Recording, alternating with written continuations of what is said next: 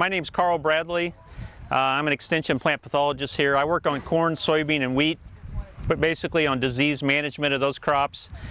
Sometimes a few other crops here and there. Two handouts that you're getting. Does everybody have one? So one is basically a slide set, and the other is a fungicide efficacy chart. Everybody got one of these as well. Is that right? So you probably have this one in your folder. We may look at this as well. This is a brand new publication that Eric DeWolf at Kansas State kind of led this, but there's several of us that were involved with this multi-state book. What's the most relevant disease right now? If you wanted to hear about a disease right now, which disease would it be? I keep hearing about the spindle streak. Oh man, that's not even one I was thinking about. Okay, we can talk about that. What else? Stripe rust and scab. Those are the ones at least I was thinking about. Are you seeing some spindle streak? I haven't seen it, but that's what I've heard a couple of guys talking about. Okay, we'll definitely at least touch on that. And if you have questions about it, feel free to ask. But that's not what I was expecting. All right, so I am going to lecture just a little bit. You have these slides or a version of those in the handouts. So I've got just a few posters I'll show you, and then we'll talk a little bit more about the handouts there. Let's start off with scab. Most of you are probably very familiar with scab or Fusarium head blight, so we don't have to get real into the life cycle, but we'll talk about it a little bit. Of course, I know you're familiar with the symptoms. Too early to be seeing that right now. Probably by the end of next week, if we have any scab, we'll start to see it. If you came in from that direction, you may have seen one of my wheat fields that's over here where we have a mist irrigation set up. It's set up to run 15 minutes every hour. So depending on what time you were going by, you may have seen it running.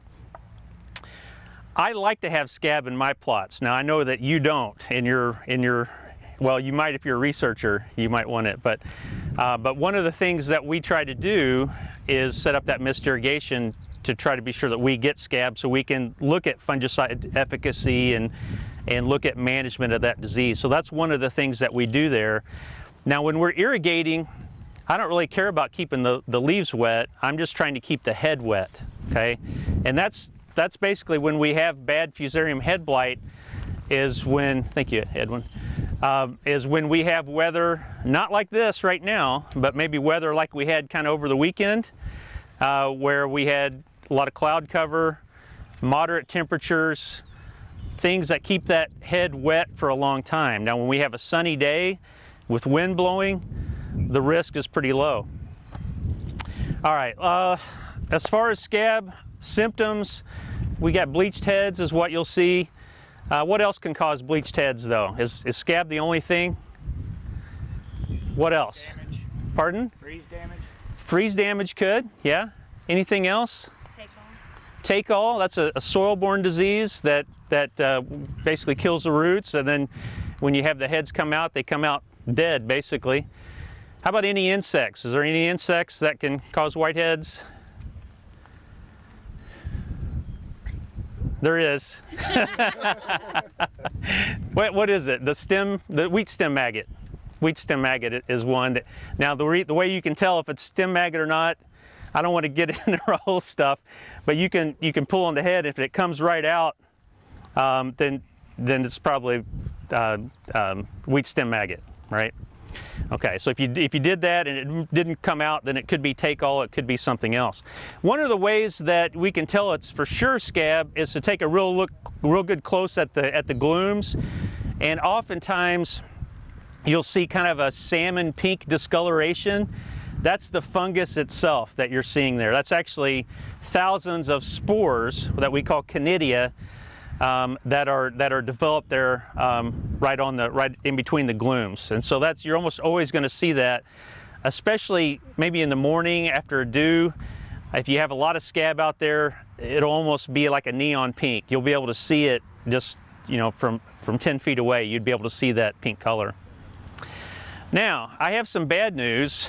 If you want to open up your disease book here, and I think it's on the very back page. Wheat blast. Anybody heard of wheat blast? Okay. The bad news is it looks almost exactly like Fusarium head blight. Okay. I was actually visiting Ohio State University about a month ago, where they're doing some research on a pathogen that causes wheat blast. And I'm a plant pathologist, and if I were just to see that in the field, I would say, oh, there's some scab right there. Okay, so right now this disease is in the US, but it's not in the US. Okay, the one place that it has been found in the US, does anybody know where that is? Ohio? Nope. No, that was greenhouse work. Naturally occurred. That naturally occurred. Anybody know? You're not too far from it. I think it was maybe right here. This was about Lloyd Murdoch found it. When was this? This was 2010, 2011 maybe. Lloyd Murdoch, soil scientist here, who's semi-retired, I guess now, happened to be walking by, and he saw a head that I would have walked right by and said, there's wheat scab. And it took a soil scientist to find it, but he found it, and it was not wheat scab. It was actually wheat blast. However, it was wheat blast caused by a slightly different pathogen. It was caused by a pathogen that causes gray leaf spot of perennial ryegrass. Okay, so as it turns out, it's a slightly different pathogen that's affecting all the acres in South America with wheat blast. And apparently what happened that year is it was kind of a timing thing. I think wheat was flowering a little later than normal.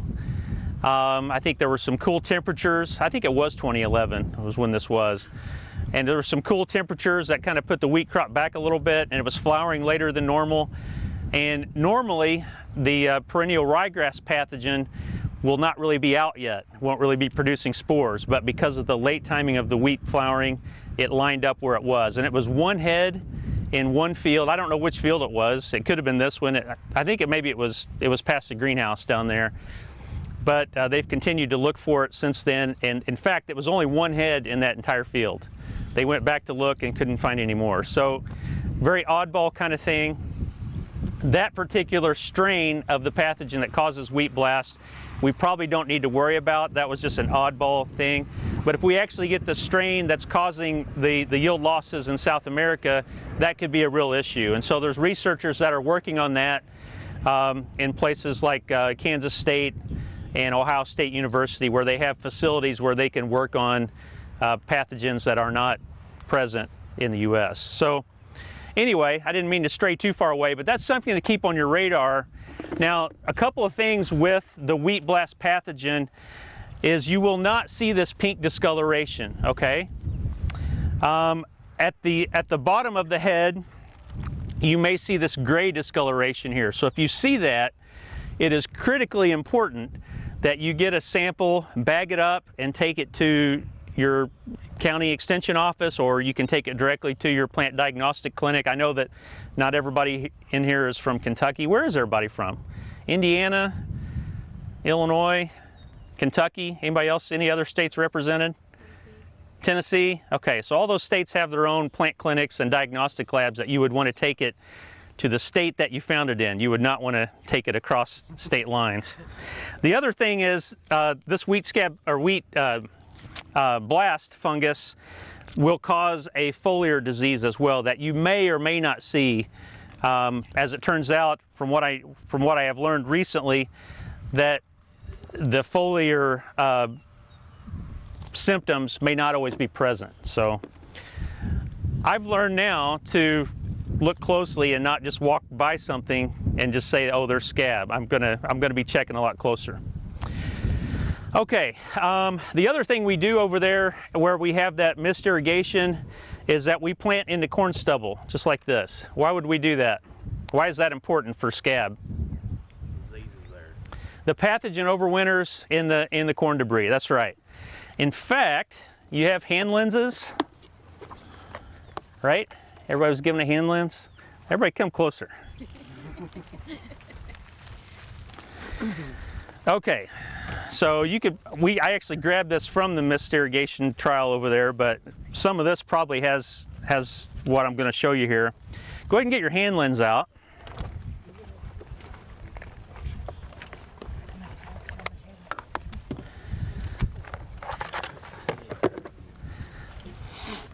So there's lots of things on this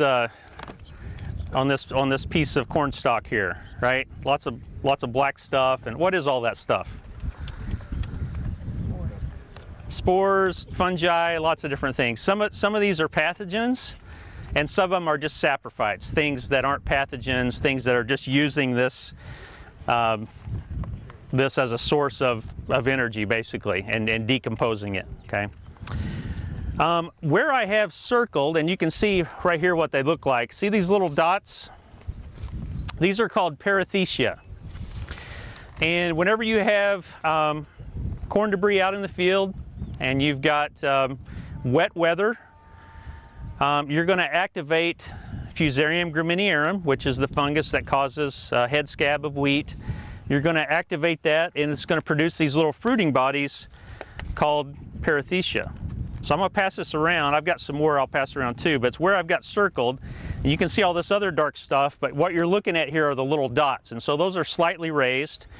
If you haven't used I'm sure everybody in here has used a hand lens, but if you haven't before or if you've forgotten, you always put the lens right up next to your eye, and then you move whatever you're looking at to adjust. So you don't go like this, you go like this, okay? So you can look for some of those perithecia.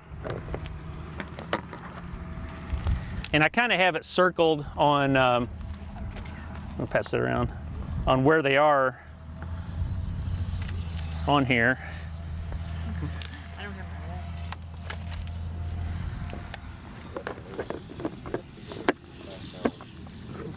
that. Okay, so are we short on lenses? Some of them left them. Oh, okay, that's okay. You can see, you can also see it right here on the poster. This is supposed to be hands-on, so I wanted you to do something, you know. So, all right. So those little dots that are on there. Any idea what might be inside of those perithecia? Inside of those perithecia are spores. They're called ascospores. And so those ascospores are forcibly ejected out of those perithecia. And if you've got wheat that's flowering, you've got a susceptible head here, okay? And if you've got those ascospores that are forcibly being ejected and it times correctly with the wheat that's just beginning to flower, and if you've got the environment that's suitable, which is going to be that cloudy weather, in rainy weather, where these heads are going to stay wet for an extended period of time, you're going to have an infection that will occur. How can we tell when the wheat's flowering? Anthers are out. That's right. We've got anthers that are coming out. This is well beyond. I mean, Chad's probably going to talk about growth stages, which is good because he's an agronomist and I'm a plant pathologist, and I don't want to talk about that. But it is important to know when the wheat's flowering. And it's especially important because that's when you are at risk to infection. Okay? Is everybody familiar with the Fusarium Head Blight Prediction Center? This is available. This is run through Penn State University, and it's you can go to wheatscab.psu.edu to look this up, and it will give you what the current risk is of Fusarium head blight. You can choose your state. So right here I've chosen Kentucky, and there'll be some commentary that will pop up here for Kentucky. I'm actually the one that writes that specifically for Kentucky. I try to update that every couple of days. But it's important to look at this whenever your wheat is getting close to flowering, okay? Now, if where it says forecast mode, if the default is 0, okay? And so what that means is it uses the previous 5 days of weather, and it takes into account temperature, rainfall, and relative humidity, and it has some kind of an algorithm that it uses to crunch those numbers, and it gives a risk level based on that. So when you hit 0, which is the default, that's based on the last 5 days. And that means that's what your risk is right now. Okay? That's what it is right now. And how many of you can go spray right now? That's what I thought. Nobody, right? So, well, that's right. If you, yeah, okay. All right. So there's one in every group. One in every group. In the back. That's right. So this lets you look into the future a little bit. Okay, up to 3 days. So you got 24, 48, and 3 days. I know 3 days may even be pushing it to some degree. But if you do the 72 hours, that means that it's taking the last 2 days of weather that has already occurred, and then it's taking the forecasted weather for the next 3 days, and it's coming up with that algorithm. So it lets you look into the future about 3 days. And I know that in some cases you're going to need probably more of a lead time than that, but that's about the best we can do based on current forecasting systems. The other thing that you can do is you can actually look at individual weather stations that are here by going down to some of this stuff. So this is kind of based on a very broad weather, what is it? It's through the National Atmospheric Association or something. I can't think of the name of it. NOAA, that's it, is where they get their weather. But you can also go to some of the individual stations that are here in Kentucky by clicking a little closer and looking at some of this stuff down here, which might help you if you know that you're pretty close to one of those weather stations.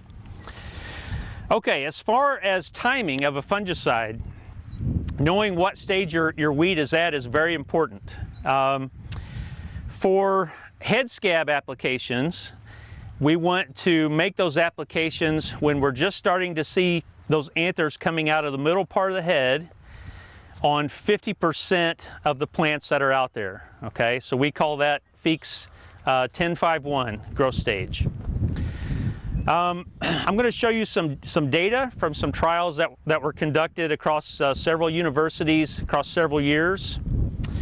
We call these the uniform fungicide trials. These actually began back in 1995. The initial purpose of this was to develop some data so that states could go to the EPA and ask for Section 18 emergency exemptions to use what fungicide? Does anybody know?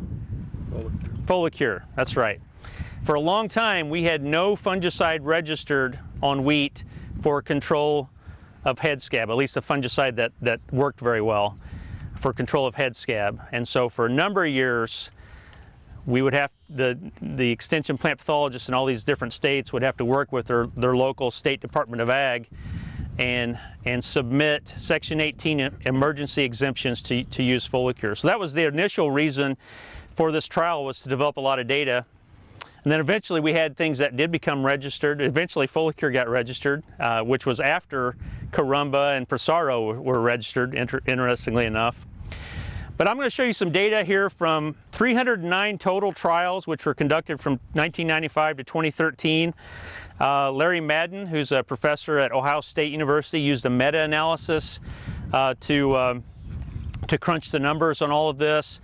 That's a fancy way of using lots of different data sets with the same treatments and putting them together.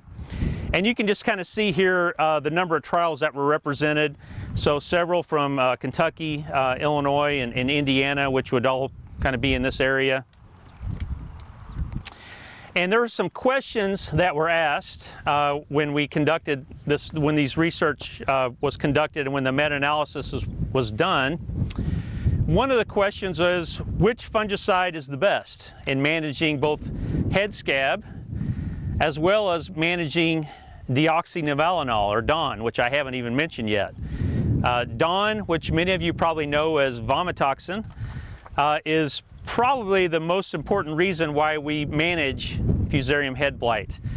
If head blight was just a disease and the fungus didn't produce this mycotoxin, we probably wouldn't, it looks bad, but we probably wouldn't worry about it so much. It would cause some test weight issues.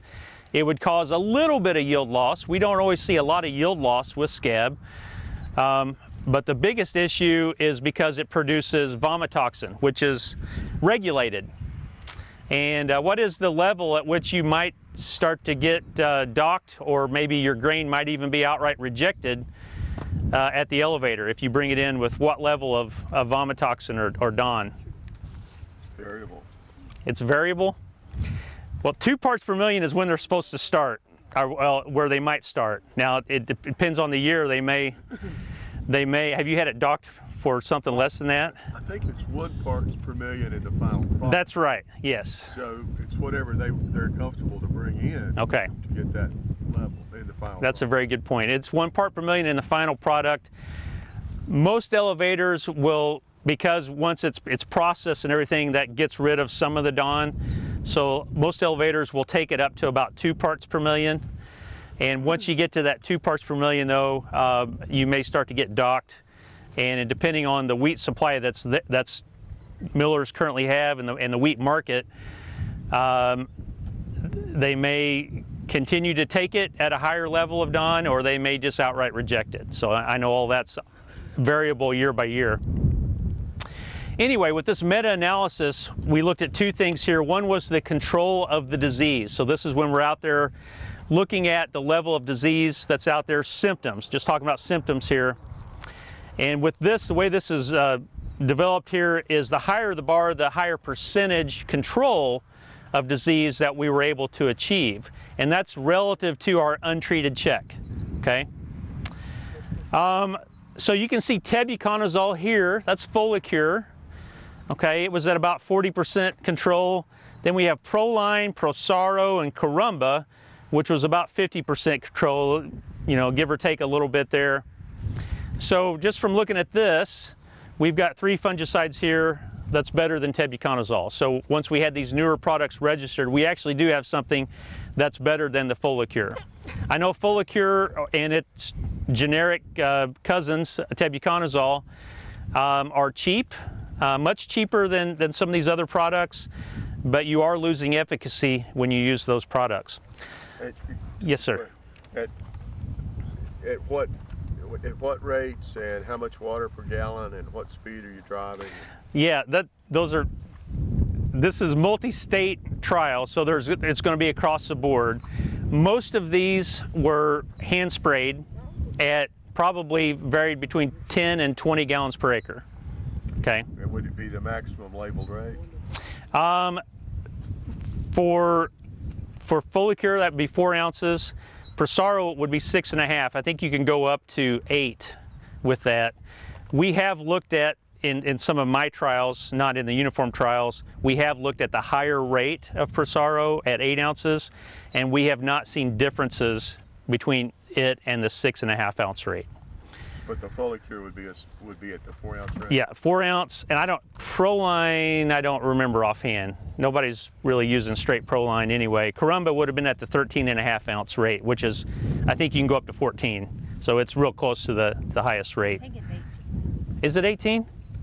Is the 4 ounce Okay. rate on 16 maybe. 16. Is the 4 ounce rate on Folicure, is that the amount? That's the limit. Season long. That's season long. Yeah, you can only have 4 ounces season long. Yeah.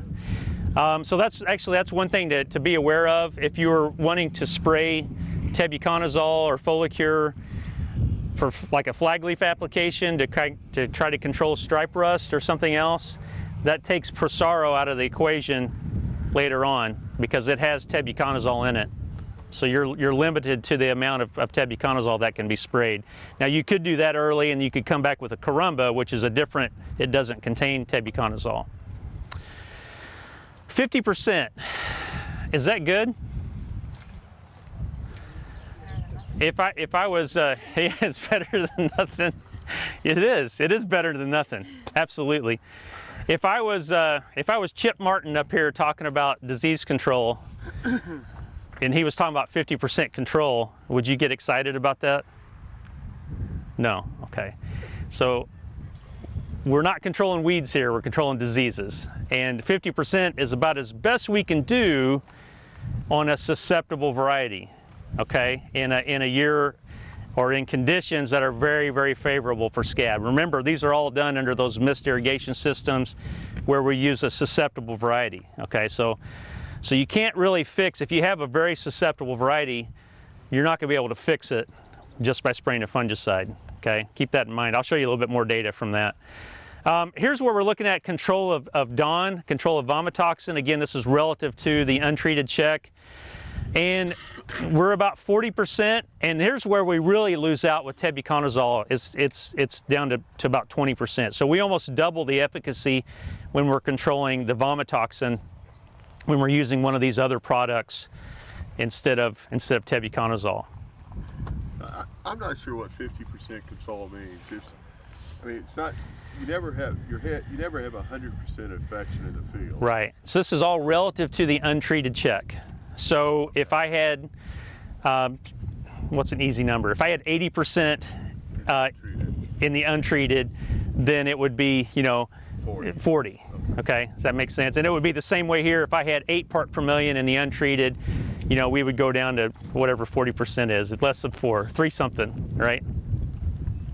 So that was one of the questions we asked with that data set. Another question we asked was about timing. Now, all of these were applied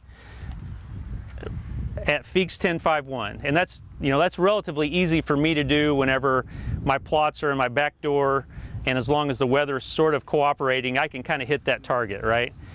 Now, if you're managing or working with thousands of acres, how easy is it to hit that 10.5.1 application? Not always real easy, right? And you have weather and other things that are coming up. So one of the questions we asked is, how wide is that window? And so with some of these trials, of these 309 trials, we had actually looked at timings. And so what you're looking at here is Prosaro and Carumba applied at Feeks 10.5, so that's when the head is out, but it's not yet flowering. The red would be at Feeks 10.5.1 when 50% of those heads were flowering. And then the green would be 5 days after that, what we would call our perfect timing there, so 5 days after. So we've got Prosaro and Carumba, and what we saw is that 10.5.1 was the best treatment. That if you can hit it, that's the best timing. If you miss it, however, it still would be worthwhile, if you had a susceptible variety and the conditions were favorable for scab, to spray, but it's better to miss it a little late instead of early. If you're hitting it early, when you're not yet flowering, you're losing more efficacy there. So you're still getting some efficacy, but the interesting thing here is when we look at vomitoxin at dawn, we see that we actually don't miss out that much with that later application, okay? So again, if you're going to miss that timing, it's better to miss it a little late than to be a little early. And that, I think, probably came into play this last weekend, where many people knew that there was rain coming, and you had wheat fields that weren't quite at that perfect stage. So the question was to pull the trigger now, before the rain comes, or to pull the trigger afterwards. And according to this data, it would have been better to maybe spray slightly later. Of course, you never know when it's truly going to stop raining either, right? We can't look in the crystal ball that well. But that's what we found with this data set. And why yes. is that? Is it has more of a curative effect than a preventative? I think there's different things going on. Keep in mind that this is when 50% of the plants are at that flowering stage, right? So you've got tillers that are still coming along that aren't quite there. So I think that's still part of it, as you've got some plants that are still at the perfect stage, just a less percentage. The other thing is maybe when vomitoxin is produced, okay? There's some vomitoxin produced when you have the infection occurring. There's been research kind of to support both ways, but some research has shown that when the fungus produces this toxin, that it needs to produce that toxin to be able to infect a wheat head. Some people have shown that. Other people have shown that if they take a mutant of this fungus that does not produce the toxin, that they can still get it to infect a wheat head. So that's a little bit debatable. There will be more toxin as that fungus continues to colonize that grain and the developing seed. It will continue to produce vomitoxin. So if you can stop that fungus, then it will stop producing the vomitoxin. So that's probably still part of that as well, as just when it's producing the vomitoxin and if you're stopping it. You asked about curative. You know, I don't really like the word curative because, you know, if you have a disease, you can't get rid of it. But what it really means is after the infection has occurred, can you stop the fungus? So yeah, that would be part of it, is basically stopping the fungus after the infection has occurred. Carl, going back to this other, what's the chemical in Fusarium? Fusarium has two chemicals in it. One is tebuconazole, and the other is prothioconazole. That would be Proline. Is straight prothioconazole. They're both triazoles, but they mix them with Fusarium. So what's tilt? Tilt is propiconazole. Yeah. So if you mix Folicure and tilt together, what would you get? Is it legal? You could. It looks about like this. You're not really gaining anything. Yeah. Yeah. Tebuconazole does have some efficacy. Tilt has some efficacy for scab, but it's not the level of tebuconazole, and if you mix those two, you're not really getting beyond the level of just straight Folicure. It's a great question. It'd be a cheap mixture as well, but we've looked at it and it's about like Folicure. Okay, now I don't have a poster on this, so I'm going to direct you to this handout. Okay, and if you go to page 6,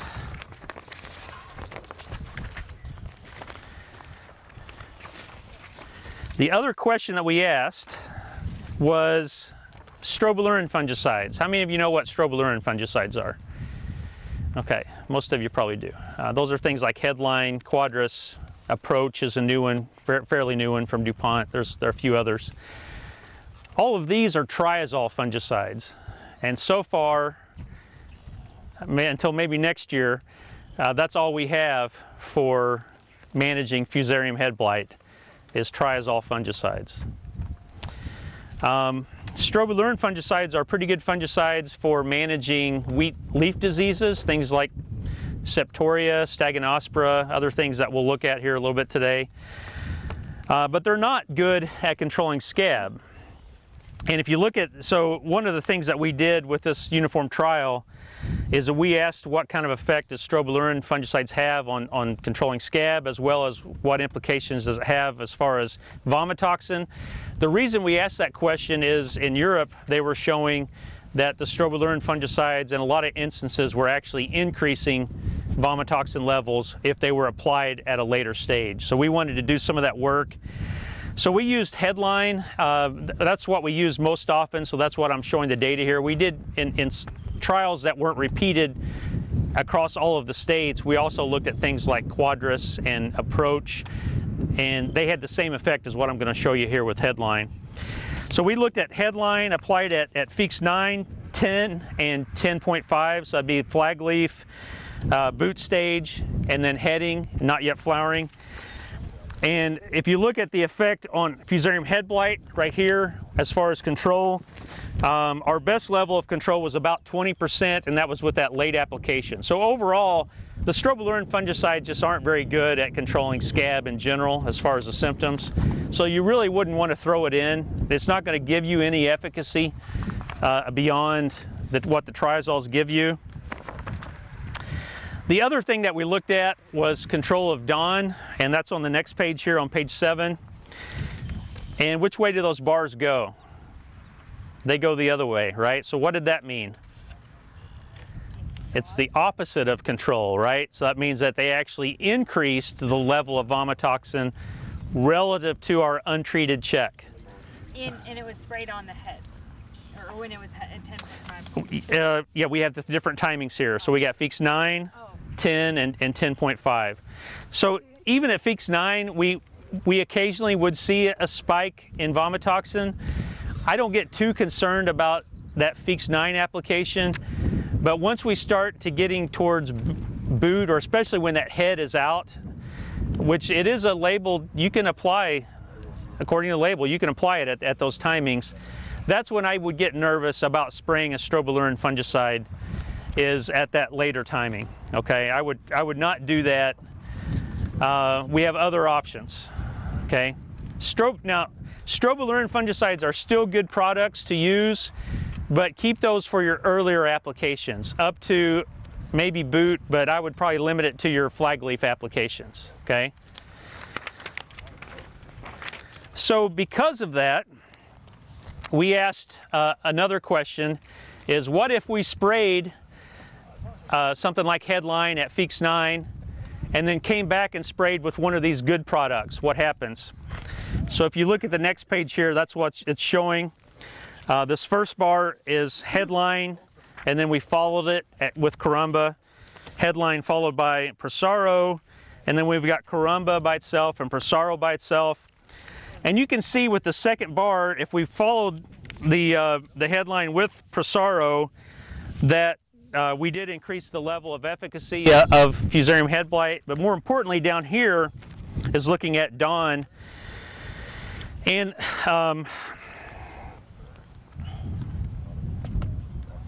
okay, so this is looking at percent control. So here, Headline followed by Caramba, Headline followed by Prosaro. We're able to get some level of control of Dawn, so you see the bars going the right way, right? We're not increasing Dawn, so we can negate that effect of increasing Dawn. But according to this data, we still are missing out a little bit, some efficacy on Dawn when we look at either Caramba or Prosaro by itself, which is, yeah, that's right, yeah. So it's sort of a mixed bag here. If you do spray a Strobilurin to control leaf diseases, and if you're maybe a little bit beyond where you should be on applying that, and if you come back with a Prosaro or Caramba, you won't be increasing Dawn, but you may not still get the same level of control of Dawn as you might have if you were just to spray that Caramba or Prosaro. Okay.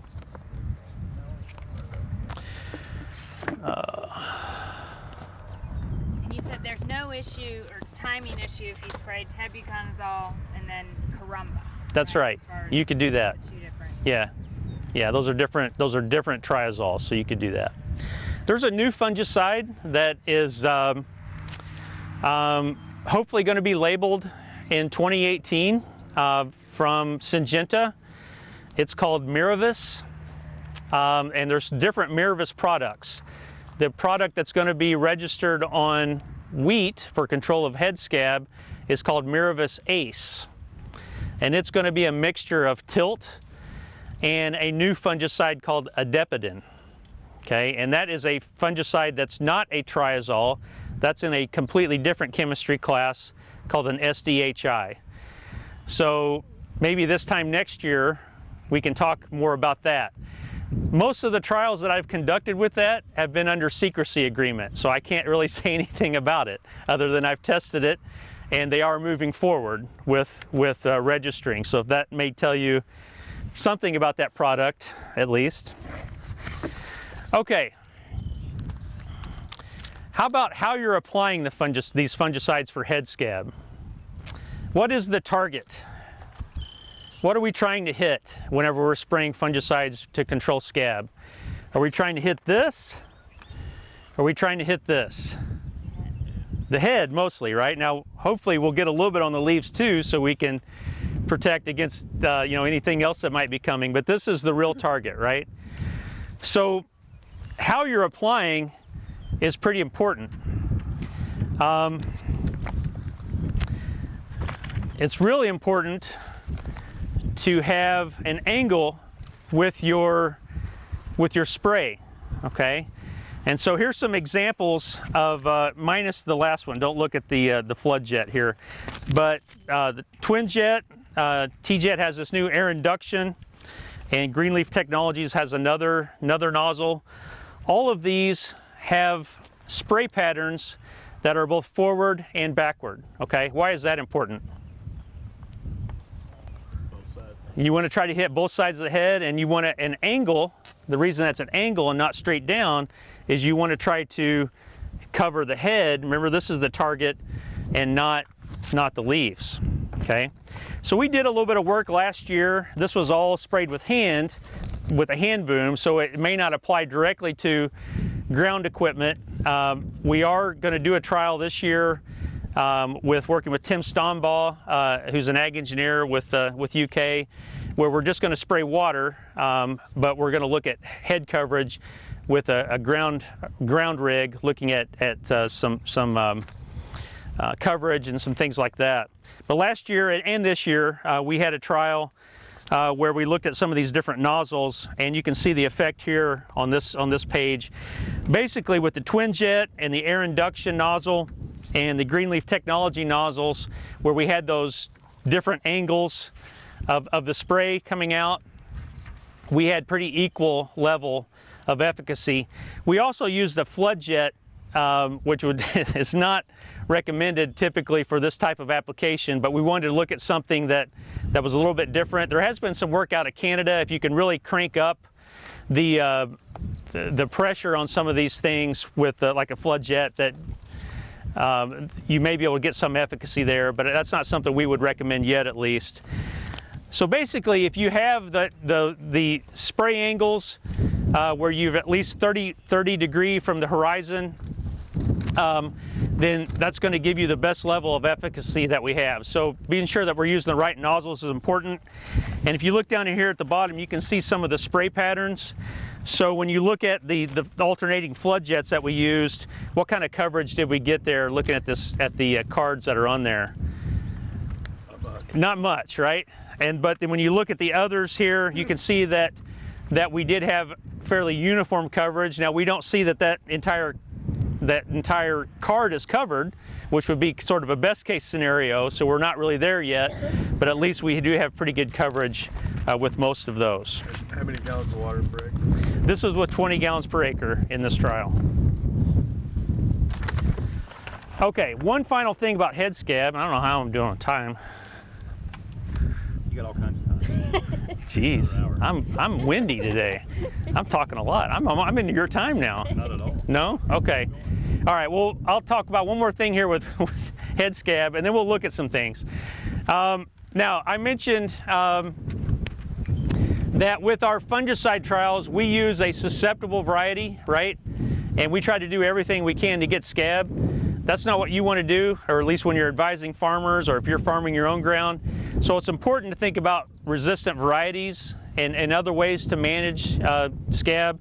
This is some data that I put together when I was at the University of Illinois. It applies to any state, and a lot of this was work that was done at Dixon Springs, Illinois, which is only about 30 minutes or so from Paducah, so not too far away from Kentucky. What you're looking at here is percent control. This is actually control of dawn is what we're looking at here. So again, the higher the bar, the better level of control.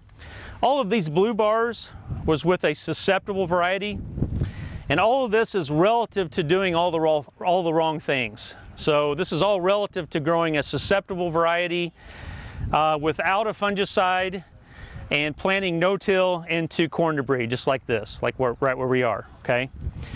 Now, the one thing we did here was susceptible variety, no fungicide, but we planted into soybean debris instead of corn debris.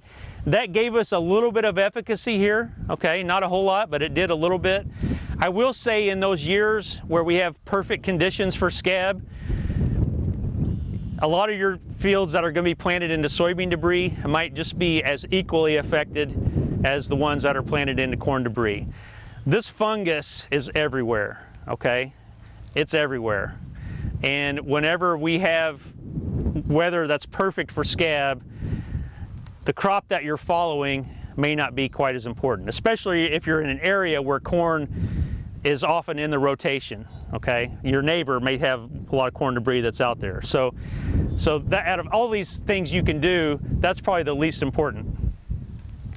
This next thing here, this is susceptible, planted into corn stubble with a fungicide. So with a fungicide, we got up to about 36%. You remember with this other data, it was 40%, so we're kind of right in that range of control of dawn. Here's where we still have the susceptible variety, but we have following soybean with a fungicide. So we did two things there. We're up to about 45%.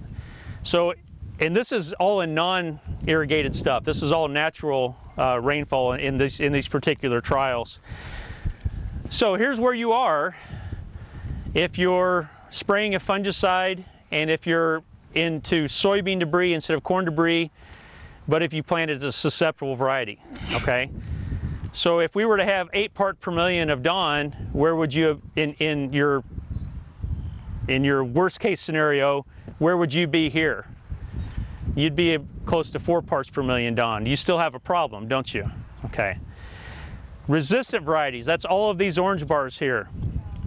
Here's where we have a resistant variety where we planted into corn stubble and did not spray a fungicide. Right off, you can see that we had 65% control of dawn relative to that worst case scenario, right? This is following soybean without a fungicide. We bumped it up a little bit, not much as far as control. And then here we've got with our fungicides following corn, with the fungicide following soybean. So we can get up to about 90% control relative to that worst case scenario if we're integrating all these different management practices. And out of all this, the variety is the most important, okay? Now, I know, especially last year, there was, it seems like I got more calls from Southern Illinois instead of Western Kentucky last year. They still had my number, I guess. But there was a lot of stripe rust problems last year on some varieties that were very popular. And some of those varieties are really good as far as scab resistance. And unfortunately, because of stripe rust, I think some of those weren't grown as much this year. If I were to weigh stripe rust resistance and head scab resistance, I would always pick the scab resistance over stripe rust, because stripe rust is a pretty easy disease to control, okay? In fact, that's a great segue to talk about stripe rust. Yes? Yeah, go ahead, sorry. And what was the fungicide there? This was Prosaro. Yeah, this was Prosaro, was the only fungicide we used here. What are your thoughts on the sources of those resistant, of that resistance? So genetically, or is it, are those varieties just more natural selection through misigation and that kind of thing? These, the ones that were resistant here came mostly out of Dr. Fred Kolb's research program, who's the wheat breeder at University of Illinois. A lot of those lines do make it into real varieties. They're licensed out. He uses native sources of resistance, and that's been pretty effective for him. I think Dave Van Sanford here at University of Kentucky has been doing very similar things. I think it is important to be screening under mist irrigation, though. If you're relying solely on rainfall, your maturity differences could run in where you may have things that may look like they're resistant and they're not. So I think mist irrigation is very important in a screening nursery. Any more questions about Fusarium head blight? I figured I would take the whole hour talking about that, and I did. Okay, it is the reason I took so long to talk about, because I think it is truly the most important disease that we deal with here in the region, because there's a lot of corn in the area, a lot of no-till in the area.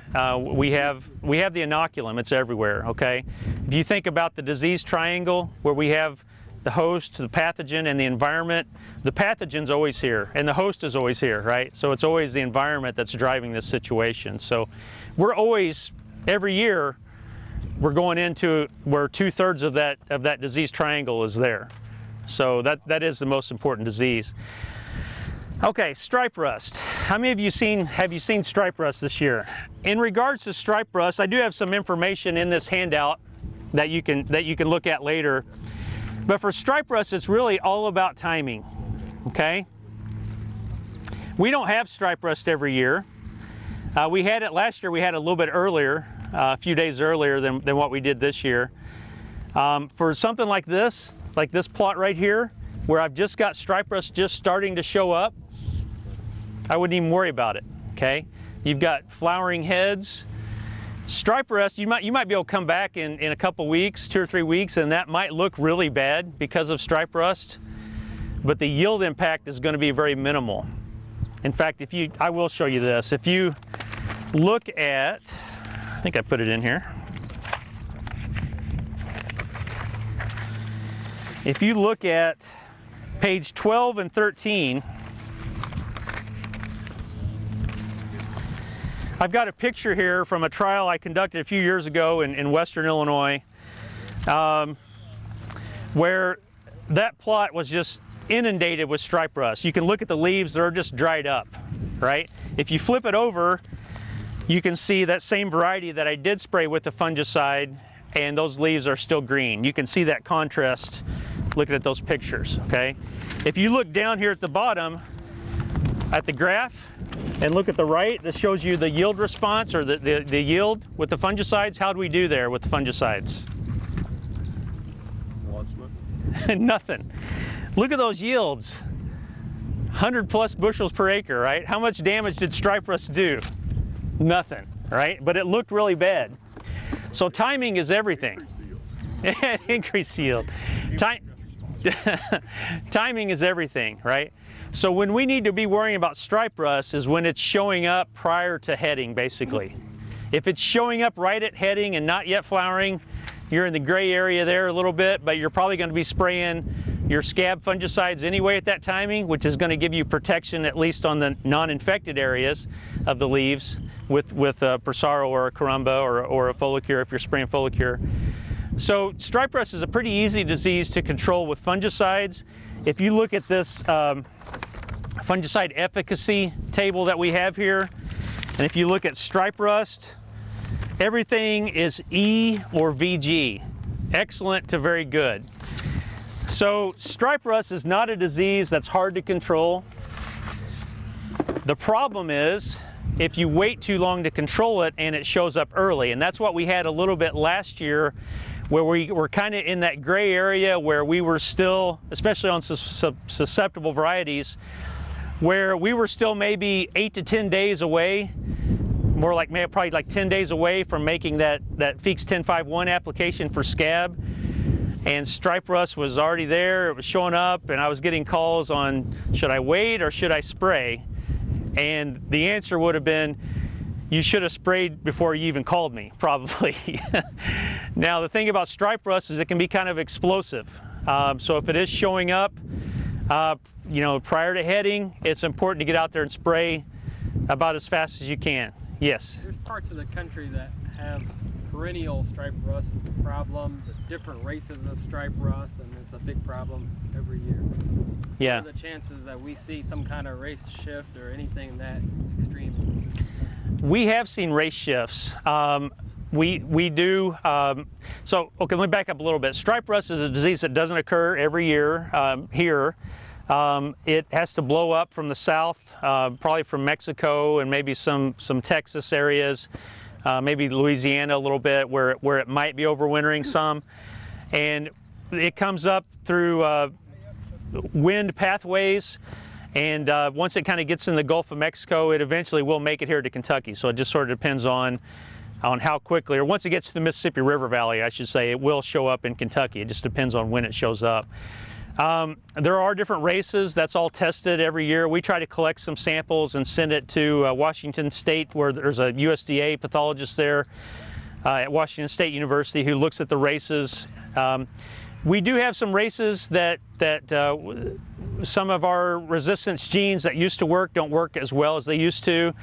The other shift that has happened is historically stripe rust used to be a disease where you would say cool weather, cool rainy weather. Okay, if it was in the 60s, maybe low 70s, then it was great weather for stripe rust. If it got up to high 70s or 80s, then it would not do anything else. The other thing that's happened is with some of these new strains and races is that they are more or not as affected as much by high temperatures. So we saw that last year, even though it got up into the 80s, stripe rust continued to roll.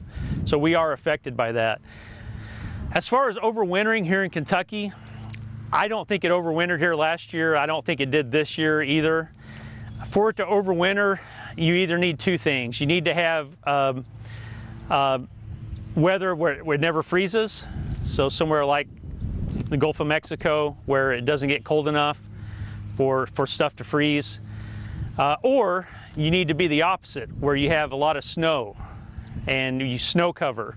So snow cover can kind of protect stripe rust, and so it did actually overwinter in Wisconsin this year in some areas where there was pretty good snow cover. But in Kentucky, we're never going to have snow covering the wheat fields, you know, all winter long. So I think overwintering here, less likely to do that where we are here, at least.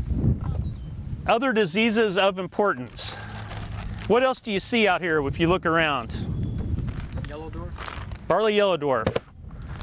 Shouldn't be too hard to find, except if I'm standing right in a spot where it's not at. Barley yellow dwarf, okay? This is caused by a virus. It's transmitted by aphids. If you're just seeing a little bit of this in, you know, 10% or less of your leaves, I wouldn't worry about it at all. Even if you're seeing more of that, more than 10%, if it's just the leaf symptoms, yield loss is probably going to be limited. Where we see yield loss occurring is when we have plants that are actually dwarfed. The name is barley yellow dwarf, okay? And so when we see that occur is when we have infection that occurs in the fall. So if we have a lot of aphids around in the fall and they're infecting plants, then that's more likely when we're going to see plants that are reduced in stature. A lot of them may kind of even look prostrate, not grow the right way, and that's when yield is going to be reduced quite a bit. So what can we do about barley yellow dwarf? What can we do to manage this disease? Insecticide seed treatment. Insecticide seed treatment's one of the ways to help do that. Aphids can still, for them to be infected by the seed treatment, they have to actually suck on some leaves, right? So it normally takes about 4 hours or so before they can actually transmit the virus, but that can help reduce those aphid populations. Again, I'm getting into some of Raul's stuff. No, that's your but okay. But insecticide seed treatments are a great way to help reduce those aphid populations and minimize the infection that might occur. Yeah. What's another way besides insecticide seed treatments? You could spray some foliar insecticides. What about resistant varieties? That's another great way, right? And we do have some varieties that are less susceptible than others, so that's certainly important. What about this? What disease is this? I think it's free. What is it? It's freeze. Okay, how about this? Is this freeze? This is loose smut. Okay, there's a little bit of loose smut out here. Everybody, I normally get a chuckle when I say the disease name for some reason. Loose smut, not usually a big problem unless you're saving seed. If you are saving seed, this could be your enemy here, okay? And that's really the only thing we can do. A fungicide's not going to affect loose smut at all. What happens with this is when you see these heads come out like this, and this is all spores, all the black stuff is spores that you see here. Those are called Telia spores. Plants that are affected by loose smut, they're going to actually head out a little earlier, and instead of producing seeds, they produce the spores, and these spores will infect more wheat heads, okay? So what was actually infected was the seed, and so it's in the embryo, and whenever you plant that seed that's infected, it looks just like normal seed, but instead of producing seed, it will produce more smut spores, and basically it makes the plant head out a little earlier so that those spores are present when all of its friends around it are flowering, so that it can continue on. So if you're saving seed, loose smut can be a real issue. Now, some fungicide seed treatments can help reduce the level of loose smut that's around. Okay, can everybody see this lesion right here? Right here. The bottom one? Yeah, the bottom one. Can you see the speckles in it? Okay, come closer. I'll pass it around. Can you see the dots inside of that lesion? You don't even need your hand lens, do you? See the dots in that lesion? Okay. Anybody want to guess what that is, what we're looking at there? Is it Fusarium? Not Fusarium. Very common foliar disease, Septoria. So there's two diseases that we call Septoria. Well, at least most of us do. There's Septoria triticide blotch, and that's what this is. The other used to be Septoria nodorum blotch, but we have now changed the name to Ascospores nodorum blotch. It's a different disease, but we can kind of group them together. But with Septoria triticide, the Septoria leaf blotch, these, they're called pycnidia, and basically what these are, they're fruiting bodies and they're spores that are just going to kind of ooze out. It's not going to be like with Fusarium that are forcibly ejected. These just ooze out. It's kind of cool when you look at it under the microscope, because it looks like basically it's a string of spores that are just coming out. And what happens is when rain hits that string of spores, it splashes these spores. So this one's splash dispersed, okay? So that means anytime you have a disease that's splash dispersed, it's not going to go long distances like what we see with the rust, but it's going to be more local. And so what we have is these spores will be splashed up onto the next set of leaves, and when it rains, it'll go to the next set of leaves, etc., etc. So that's Septoria, and this is its cousin here, Ascospores. Okay. Now with Ascospores, it's more difficult to see those speckles inside of it. So if you're easily seeing the speckles, it's going to be Septoria. If it's very dark and actually if I flip it over, you can see some of the speckles. But if it's very dark lesion and very irregular shape, probably going to be Ascospores. And normally these speckles, I don't know how well you can see it, you can probably see them, are not as obvious. The way that we make them obvious is that we put them in something like this, where we have a wet paper towel and we put leaves in there for a couple of days, and that tricks the fungus into producing some of these fruiting bodies. From a management standpoint, it really doesn't matter if it's Ascospores or Septoria, because they're basically equally affected by fungicides. It can make a little bit of a difference if you're thinking about varieties. There are differences in susceptibility to Septoria. Everything is a little bit susceptible, but there are some things that are very susceptible, and that's when you can get into a little bit of differences of nodorum versus triticide. For the most part, my observations have been that nodorum is probably the bigger issue. We see triticide earlier when it's a little cooler, and when it warms up, it's generally nodorum, and that's usually the nodorum that's going to make it to the flag leaf. So that's what's most important. The other thing that makes nodorum a little bit more important is there's a disease called Gloom Blotch, which I think is in the front.